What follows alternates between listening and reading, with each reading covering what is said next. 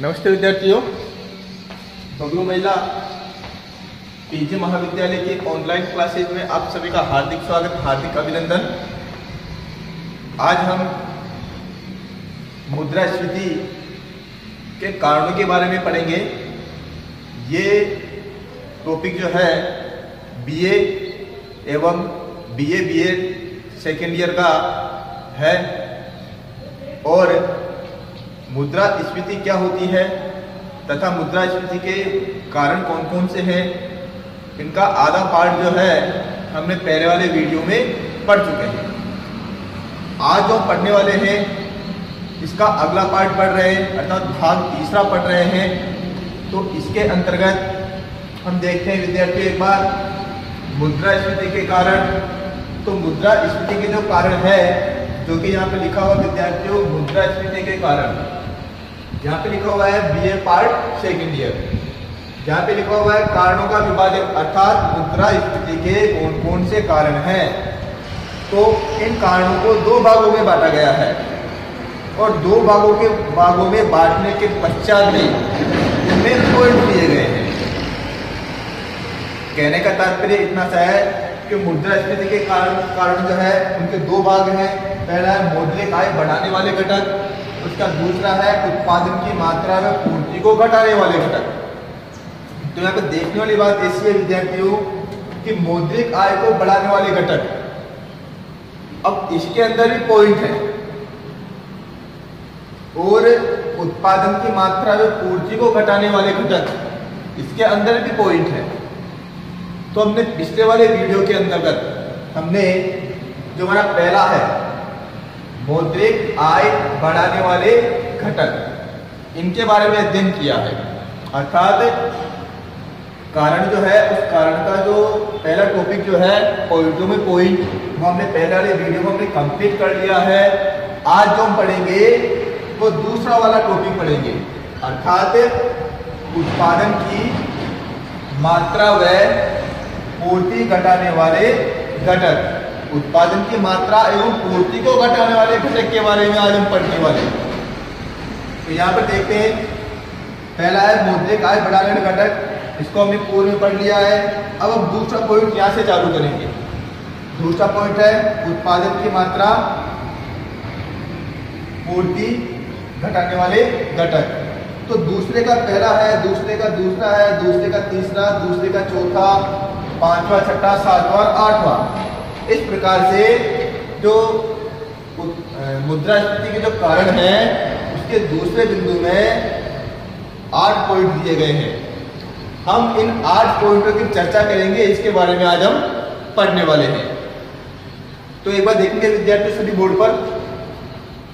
दूसरा जो हमारा है उत्पादन की मात्रा या पूर्ति घटाने वाले घटक, इसका पहला पॉइंट है हमारे पास प्राकृतिक संकट। ये कह रहा है कि अगर देश में प्राकृतिक संकट आ जाता है, हम समझ लेते हैं एक बार कि अगर देश में उत्पादन कम हो जाए और डिमांड बढ़ रही है, उत्पादन कम होगा तो सप्लाई भी कम होगी, सप्लाई कम होगी, सप्लाई कम होगी तो जो जनता जो है, जो अपने पैसों को खर्च करके और वस्तुओं को खरीदती थी, अब वो वस्तुएं नहीं खरीद पाएगी।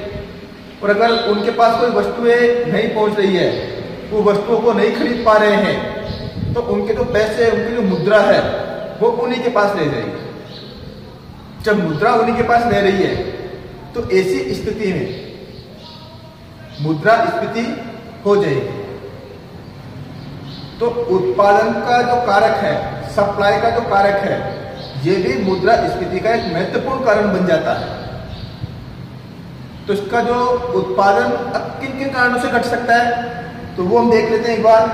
यह है प्राकृतिक संकट, अर्थात ये मान लो कि कोई कंपनियां हैं और उस कंपनियों के क्षेत्र के अंदर बाढ़ आ जाता है, भूकंप आ जाता है या सूखा पड़ जाता है, या किसी भारत के बहुत बड़े भाग में अगर ऐसी स्थिति देखने को मिलती है जहाँ पर बाढ़ आ गई हो, भूकंप हो गया हो या सूखा पड़ गया हो, तो ऐसी स्थिति में उत्पादन जो है वो हो ही नहीं पाएगा, क्योंकि सब जगह जो होगा औद्योगिक इकाइयां जो होगी वो बंद हो जाएगी या उनकी उत्पादन की गति जो धीमी हो जाएगी। अगर उनके उत्पादन की गति धीमे हो गई है या बंद हो गई है तो ऐसी स्थिति के अंतर्गत वो उत्पादन नहीं कर पाएंगे। वो डिमांड जो है मार्केट में, उस डिमांड के अनुसार सप्लाई नहीं कर पाएंगे, पूर्ति नहीं कर पाएंगे। तो ऐसी स्थिति में व्यक्ति के पास जो पैसे जो है वो उन्हीं के पास रह जाएंगे, क्योंकि वस्तु मार्केट में है ही नहीं तो परचेज कहाँ से करेंगे। वो परचेज नहीं करेंगे तो पैसे खर्च कहाँ से होंगे, तो उन्हीं के पास रह जाएंगे। तो ऐसी स्थिति में भी मुद्रास्फीति हो सकती है। इसका दूसरा बिंदु है विद्यार्थियों औद्योगिक संकट। अब हमें जितने भी 8 पॉइंट है उसमें भी ये ढूंढना है, हम इनमें ये चीज पढ़ेंगे कि इन 8 पॉइंट में उत्पादन कम हो रहा है, सप्लाई कम हो रही है। क्या रहा विद्यार्थियों, उत्पादन कम हो रहा है, सप्लाई कम हो रही है। उत्पादन कम होगा, सप्लाई कम होगी तो स्वतः क्या हो जाएगा, मुद्रास्फीति की स्थिति बन जाएगी। अब दूसरा पॉइंट सीधा कह रहा है कि औद्योगिक संकट। औद्योगिक संकट का मतलब यह है कि कई प्रकार के संगठन जो उन्होंने हड़ताल कर दी या उद्योगों में ताले लग गए। जब हड़ताल हो गई है या उद्योगों में ताले लग गए हो तो ऐसी स्थिति में उद्योग बंद हो जाएगा, कंपनी में कुछ समय के लिए कार्य नहीं हो पाएगा। जब कंपनियों में कुछ समय के लिए कार्य नहीं हो पाएगा तो ऐसी स्थिति में वो उत्पादन नहीं कर पाएगी। जब वो उत्पादन नहीं कर पा रही है तो सप्लाई नहीं कर पाएगी। जब उत्पादन और सप्लाई दोनों ही नहीं कर पा रही है तो मुद्रास्फीति की स्थिति बन जाएगी। ठीक है विद्यार्थियों, आगे तीसरा विद्यार्थियों के पास सरकार की घातक नीतियां। कई बार सरकार क्या करती है कि लाइसेंस प्रक्रिया अर्थात ऐसे उद्योग जिनको लाइसेंस लेना आवश्यक है उनको लाइसेंस नहीं देती है, या लाइसेंस देने में लेट हो जाता है, या कोई प्रक्रिया में कोई कमी होती है तो लाइसेंस देरी से मिलता हो। ठीक है, और या फिर कंपनी का निर्माण, जो गवर्नमेंट कंपनी का निर्माण करती है उस कंपनी के निर्माण में शिथिलता कर देती है। कुछ समय बाद कंपनी का निर्माण वो कर रही हो तो ऐसी स्थिति में अगर इन लाइसेंस या कंपनी का रजिस्ट्रेशन का पहले हो जाता तो उत्पादन कर सकते थे, पूर्ति कर सकते थे, डिमांड के अनुसार मार्केट में वस्तुओं को पहुंचा सकते थे। परंतु लाइसेंस प्रक्रिया ने शिथिलता कर दी है, लाइसेंस प्रक्रिया में देरी कर दी है, या ऐसा कह दिया हो कि 1 महीने के लिए लाइसेंस प्रक्रिया बंद है तो 1 महीने तक वो उत्पादन नहीं कर पाएगा, या ऐसे कह दिए कंपनी का निर्माण जो है वो 2 महीने के लिए बंद हो चुका है, या कोई कमी निकाल कर उसको स्टॉप कर देती है, रोक देती है। तो ऐसी स्थिति में जो कंपनी का रजिस्ट्रेशन हो जाता और उसके पश्चात वो उत्पादन करता तो यहाँ पर वो स्थिति नहीं हो पाएगी। तो इस वजह से उत्पादन बंद हो जाएगा या कम हो जाएगा। अगर उत्पादन बंद हो गया, कम हो गया है तो हमें मुद्रास्फीति देखने को मिलेगी। अगला विद्यार्थी हमारे पास व्यापारिक नीति। कई प्रकार की जो देश की जो व्यापारिक नीतियां होती है, अंतर्राष्ट्रीय व्यापारिक नीतियां जो होती है ना, उनके अनुसार भी या ऐसी नीतियां कुछ ऐसी बना दी जाती है जिसके कारण उत्पादन तो होता है परंतु वो उत्पादन हमारे देश में न रहकर किसी अन्य देश में भेज दिया जाता है। जब वो उत्पादन किसी अन्य देश में निर्यात कर देंगे तो यहाँ के व्यक्ति जो होंगे, भारत के जो व्यक्ति होंगे, उनके साथ क्या होगा, उनकी मुद्रा उन्हीं के पास रह जाएगी, यहाँ पर वस्तुओं की कमी हो जाएगी। उत्पादन कंपनी भले उतना ही कर रही हो लेकिन उत्पादन करने के बाद में उसको निर्यात कर रही है तो यहाँ के लोगों के पास कोई वस्तु पहुंचेगी नहीं, यहाँ पे डिमांड बढ़ती जाएगी। तो ऐसी स्थिति में मुद्रास्फीति इस देश में, भारत में मुद्रास्फीति बन जाएगी। और कई बार तो भारत सरकार के पास अगर विदेशी पूंजी की कमी आ जाती है या विदेशी विनिमय अधिक करना चाहती है तो ऐसी स्थिति में वो भारत से वस्तुओं का निर्माण करके बाहर भिजवाती है और वहाँ की पूंजी भारत में या विदेशी मुद्रा जो होती है उसका स्टॉक भारत में कर लेती है। अगर सारा माल बाहर जा रहा है तो यहाँ के व्यक्तियों को माल जो है वो मिल ही नहीं रहा, तो सप्लाई भी नहीं हो रही, यहाँ के लोकल व्यक्तियों को सप्लाई नहीं हो पा रही है। तो ऐसी स्थिति में व्यक्ति के पास मुद्रा की मात्रा बढ़ जाएगी और मुद्रास्फीति हमें देखने को मिलेगी। अगला विद्यार्थियों संग्रह प्रवृत्ति। कई बार कुछ व्यक्ति या कुछ कंपनियां मिलकर अपने प्रोडक्ट जो है उनका प्रोडक्ट उन पे ज्यादा मुनाफा कमाने के चक्कर में वो उत्पादन तो करती है, परंतु उस उत्पादन को मार्केट में नहीं लाती, अर्थात सप्लाई नहीं करती, वो उसका स्टॉक करने लगती है। क्योंकि उनका मानना होता है अगर हम मार्केट में सप्लाई नहीं करेंगे और प्रोडक्ट की डिमांड अगर बढ़ती जाएगी, अगर वो सप्लाई नहीं कर रहे हैं तो प्रोडक्ट की डिमांड बढ़ेगी। अब प्रोडक्ट की डिमांड बढ़ रही है और सप्लाई नहीं हो पा रही है, तो बाद में अगर वस्तु का स्टॉक करते जा रहे हैं, तो अगर उसी वस्तु को थोड़ी मात्रा में बाजार में भेजा जाए तो उपभोक्ता जो होगा उसको अधिक मुद्रा देकर, अधिक रुपए देकर या अधिक कीमत में भी खरीदने के लिए तैयार हो जाता है। तो इस प्रकार से संग्रह प्रवृत्ति जो होती है, ये संग्रह प्रवृत्ति अर्थात एक प्रकार की काला बाजारी होगी कि वस्तु का क्या कर लेते हैं, संग्रह कर लेते हैं, मार्केट में नहीं आने देते।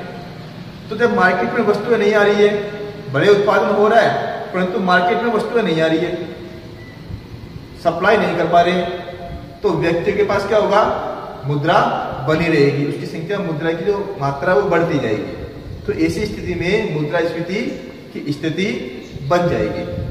ठीक है विद्यार्थियों,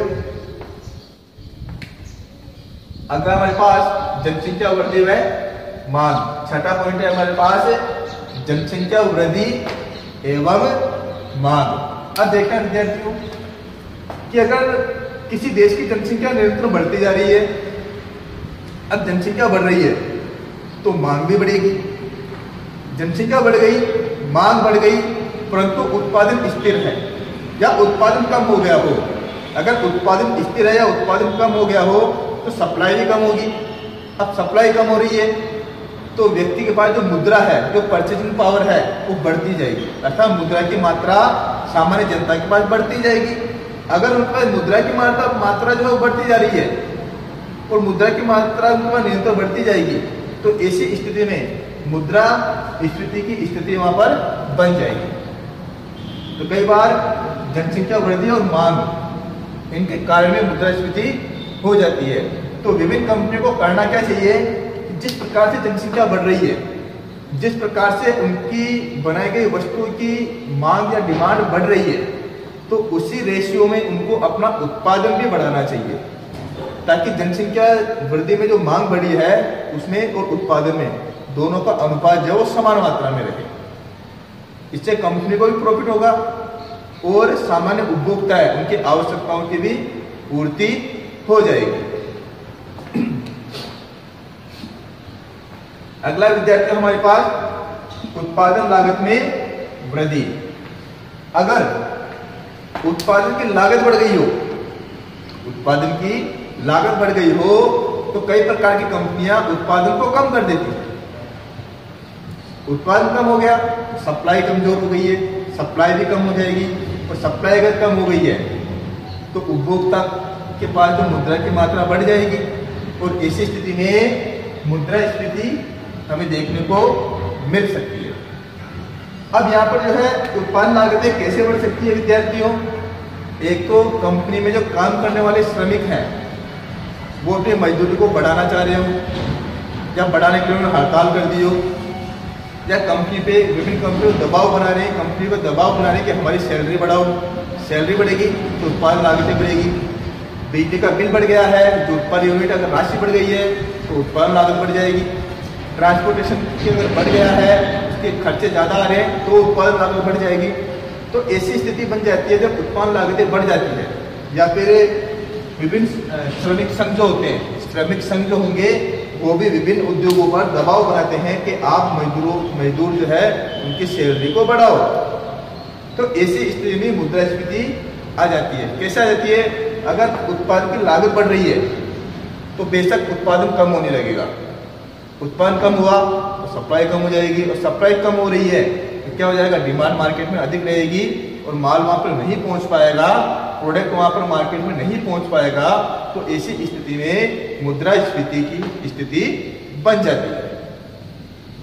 ठीक है विद्यार्थियों, आगे लास्ट इसका 8वां पॉइंट है प्रौद्योगिक परिवर्तन। प्रौद्योगिक परिवर्तन का मतलब ये होता है कि हमारी जो औद्योगिक नीतियां हैं, हमारे जो उद्योग हैं, तो आज के बाजार में आप हमें देखने को मिलता है कि एक कंपनी दूसरी कंपनी से बहुत ज्यादा कंपटीशन करती है।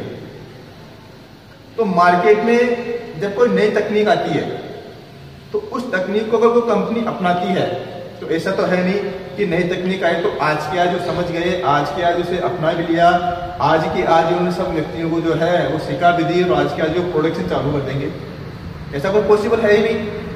तो वो क्या करते हैं, उसको अपनाते हैं, सीखते हैं, नई नई चीज़ों को स्थापित करते हैं, पुरानी चीज़ों को बाहर करते हैं। तो इसमें काफ़ी समय लग जाता है।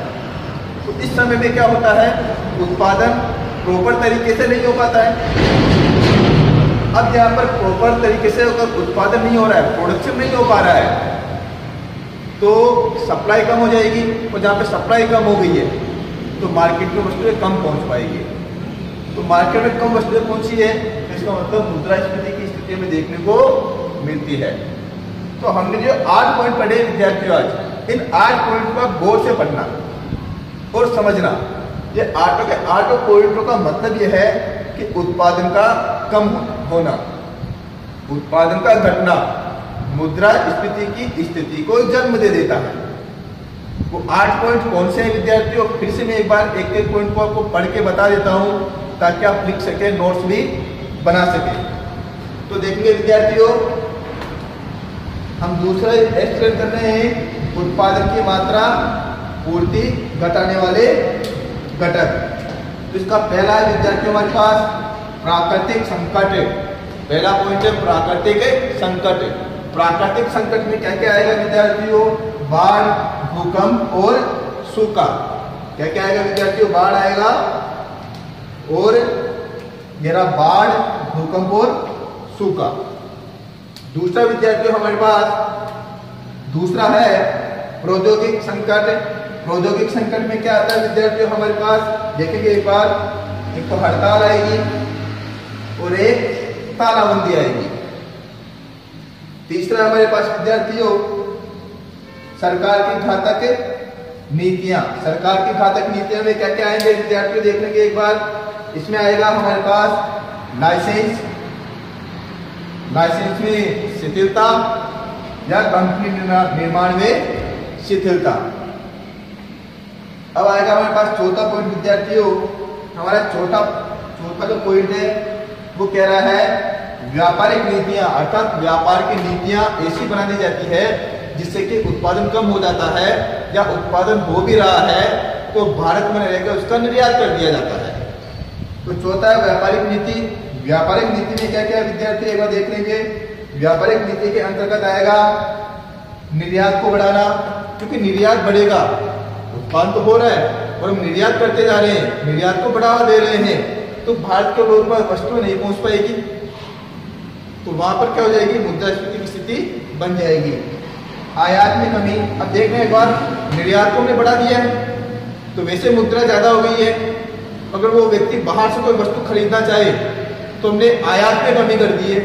जब हमने आयात में कमी कर दी है तो उनके पास पैसों की मात्रा और ज्यादा बढ़ जाएगी। पैसों की मात्रा अगर उनके पास और ज्यादा बढ़ गई है तो मुद्रास्फीति हमें देखने को मिलती है। ठीक है विद्यार्थियों, पांचवा पॉइंट है हमारे पास संग्रह प्रवृत्ति। संग्रह प्रवृत्ति में हमें क्या लिखना है विद्यार्थियों आगे, काला बाजारी। अर्थात संग्रह प्रवृत्ति में क्या होता है कि उत्पादन करता जो होता है वो उत्पादन करके स्टॉक करता रहता है, वो स्टॉक करता रहता है, वो स्टॉक करेगा, संग्रह करेगा, मार्केट में वस्तुओं को नहीं जाने देता है, तो व्यक्ति की परचेजिंग पावर बढ़ जाती है, क्रय शक्ति बढ़ जाती है। परचेजिंग पावर, क्रय शक्ति होती है, क्रय शक्ति बढ़ जाती है और पैसे उनके पास वैसे पैसे पड़े रहते हैं। तो इस प्रकार से मुद्रास्फीति हमें देखने को मिलती है। छठा पॉइंट है विद्यार्थी, इसका छठा पॉइंट है जनसंख्या वृद्धि व मांग। तो जनसंख्या वृद्धि मांग भी हमें समझना और पढ़ना और लिखना है। जनसंख्या बढ़ रही है तो उसी हिसाब से हमें डिमांड भी बढ़ेगी। जनसंख्या बढ़ी, डिमांड बढ़ी तो उत्पादन भी हमें बढ़ाना पड़ेगा। ठीक है, अगला विद्यार्थी सातवां, उत्पादन लागत में वृद्धि। अगर उत्पादन लागत में वृद्धि हो जाएगी तो उत्पादन कम हो जाएगा, सप्लाई कम हो जाएगी, तो क्या होगा, मुद्रास्फीति की स्थिति बन जाएगी। तो उत्पादन लागत में वृद्धि जो है इसमें क्या लिखना है विद्यार्थियों, हमें लिखना है श्रमिक संघ। श्रमिक संघ दबाव डालते हैं, श्रमिक संघ लिखना है। और दूसरा इसका मजदूरी में वृद्धि करना। ठीक है, इसका आठवां पॉइंट है विद्यार्थियों, प्रौद्योगिक या परिवर्तन। प्रौद्योगिक परिवर्तन अर्थात जब नई नई तकनीकें आती है उनको हम तकनीकों को स्थापित करते हैं तो उसमें काफी समय लग जाता है, जिसके कारण भी हमें मुद्रास्फीति की स्थिति देखने को मिल सकती है। तो विद्यार्थियों आज हमने जो पढ़ा है वो मोटे मोटे रूप में पढ़ा है, डीपली वीडियो के अंदर नहीं बता सकते हैं। इसलिए आपको करना क्या है, आपको बुक लेके आनी है, तो बुक के अंदर से विभिन्न पॉइंटों को विभिन्न जो बिंदु है इन बिंदुओं का गहन अध्ययन करना है। ठीक है विद्यार्थियों, धन्यवाद।